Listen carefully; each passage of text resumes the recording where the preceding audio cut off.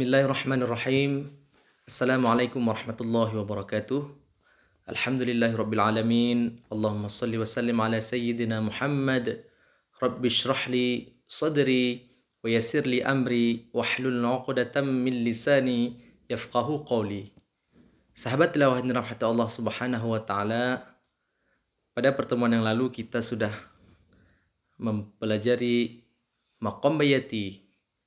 Dan pada surah Al-Mu'minun kita mengambil contoh bacaan, yaitu dengan menggunakan mad arid li sukun.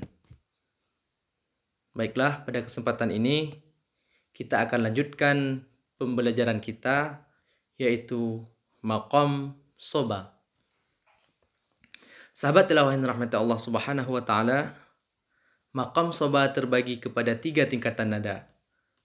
Yang pertama soba asli, yang kedua soba ajami ataupun jawab, kemudian yang ketiga soba quflah bastanjar.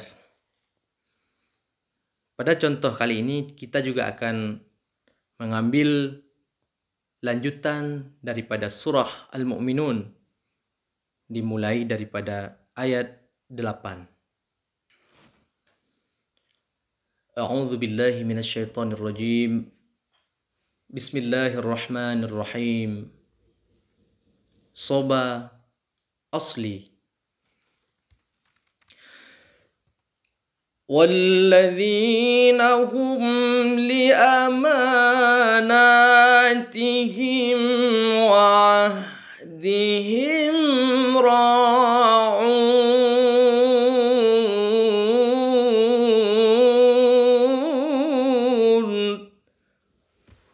Kita ulangi.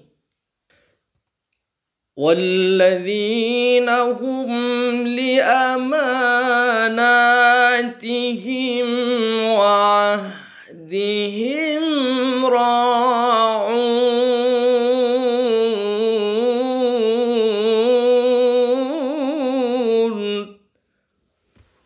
Kita ulangi.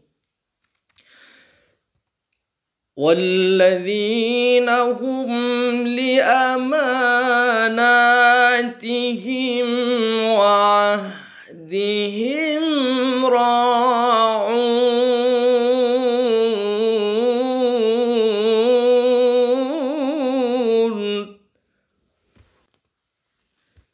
Kita lanjutkan soba ajami ataupun jawab. وَالَّذِينَ هُمْ عَلَى صَلَوَاتِهِمْ يُحَافِظُونَ.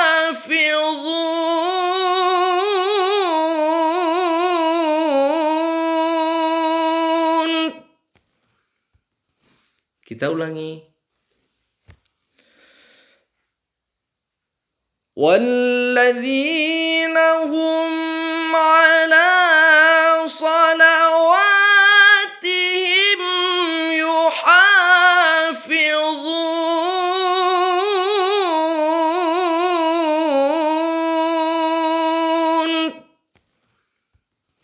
Kita ulangi. وَالَّذِينَ هُمْ عَلَى صلواتهم يحافظون.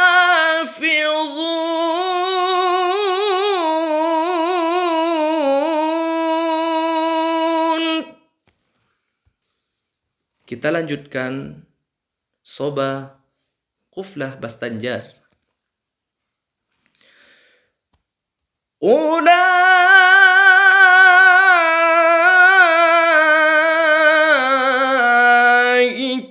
humul warithun.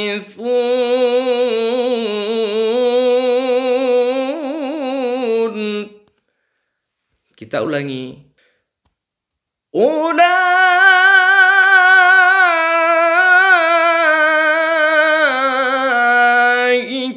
humul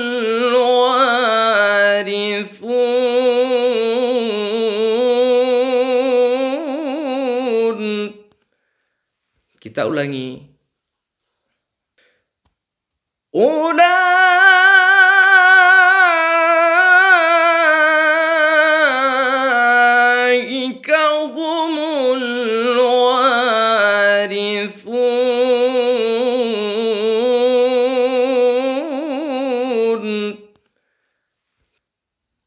Sahabat tilawah yang dirahmati Allah, inilah beberapa contoh bacaan dengan menggunakan mad arid lisukun.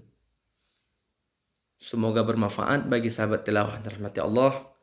InsyaAllah pada pertemuan yang akan datang kita akan belajar maqam Hijaz.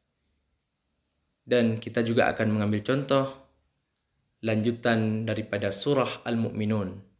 Terima kasih. Assalamualaikum warahmatullahi wabarakatuh.